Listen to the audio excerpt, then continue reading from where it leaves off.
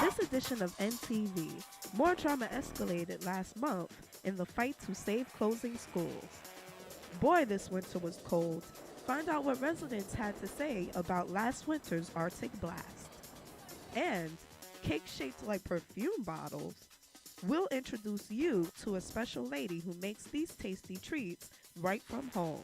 So keep watching because NTV starts right now.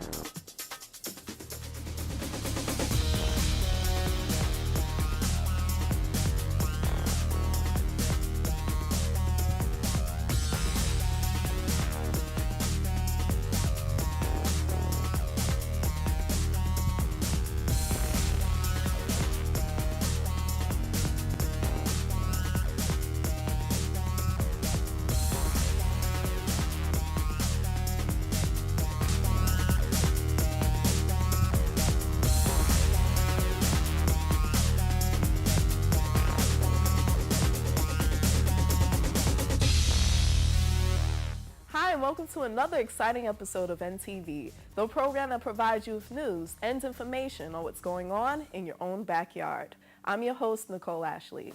On our last episode of NTV, we gave you an extended look at the school closing situation and how this will affect your children. Well, we'd like to conclude that episode with a final policy discussion meeting that was held at Brooklyn Tech last month.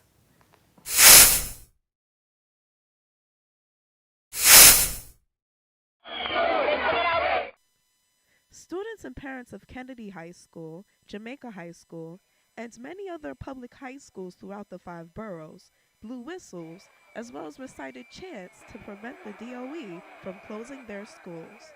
School Chancellor Kathy Black, who was also in attendance, was accompanied by several politicians and elected officials. They had a lot to say about the 12 schools that the DOE planned to shut down. Jamaica High School isn't performing. But meanwhile, you have 3 specialized high schools in the building. I took a tour of those. It's interesting.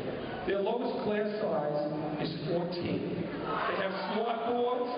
They have computers. Go to the regular school, the class size is 34. The reality is that you knew that 571 and all of these schools were going to fail way back when, and you did nothing. Nothing about it.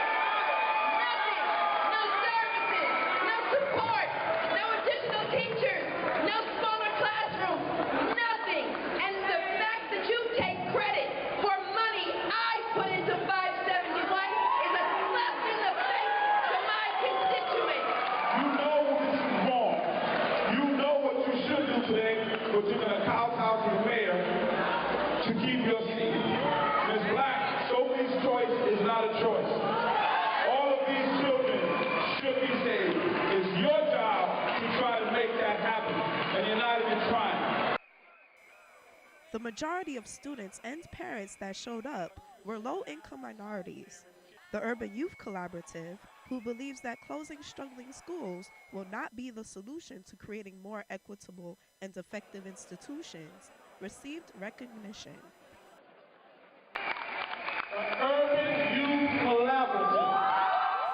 Many speakers challenged how much time the DOE actually put into reforming public schools. Hundreds of thousands of students are not performing at grade level in reading and in math. The high school graduation rate in many schools is less than 50%. But now that you're here, I wanted you to succeed because if you were successful, our children would be successful. But we're off to a terrible start. You're breaking my heart.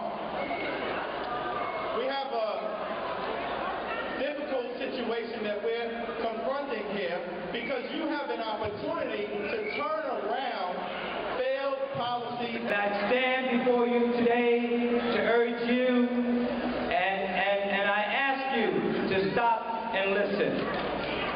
True listening means being responsive. Are you listening?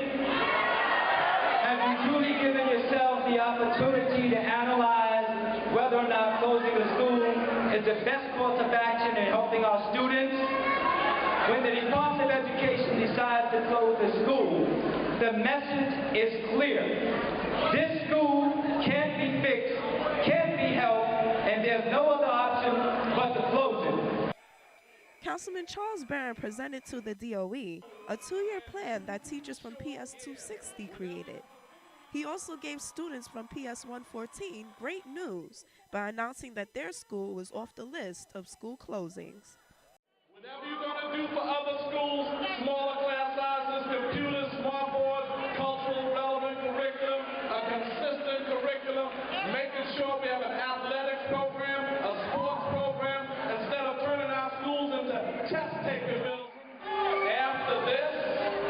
After this, we should do what Tony Abella said. Let's go to every one of our schools, and if we have thousands of people there saying, we will not let you shut our school down. We're going to demand that our schools stay open because the schools belong to the people.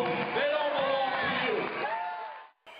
Michael Mulgrew, the successor to the teachers union president, Randy Weingarten, claimed that the DOE did not follow proper procedures in their mission to close down schools. There cannot be a legitimate process for anything unless there is a plan for schools to succeed first. The Department of Education does not even have a Department of Teaching and Learning, so I do not know how you can help any school to succeed.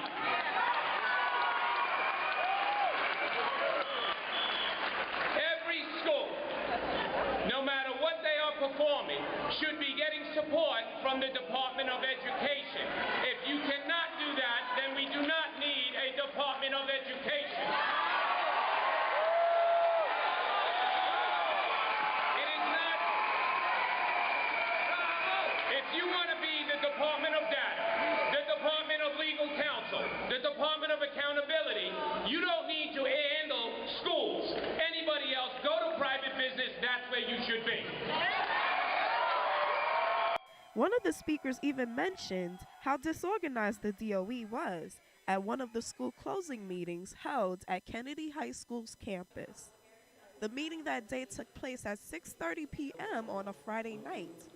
She signaled that this was a major disrespect towards parents, teachers, and students. She also claimed that this attitude must change.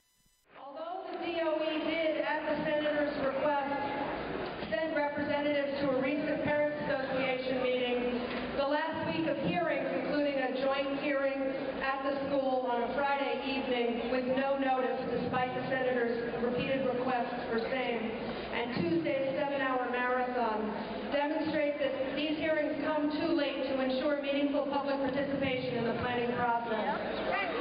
It's no secret that JFK has consistently underperformed in recent years. Following a recent reorganization, many of the district's best students went to one of several smaller schools within the building, while the neediest students continued to enroll at JFK without the additional resources they needed to thrive. While graduation rates improved, this result was not uniform.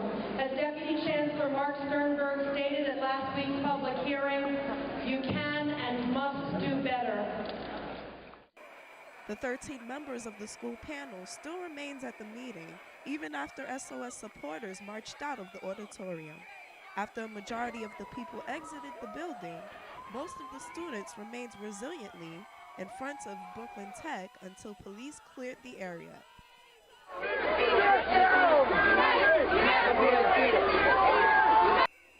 As a final decision, the DOE approved the closure of 12 high schools. These schools included PS 260, Columbus High School, Kennedy High School, Jamaica High School, and Norman Thomas High School in Manhattan. This has been your NTV News Brief.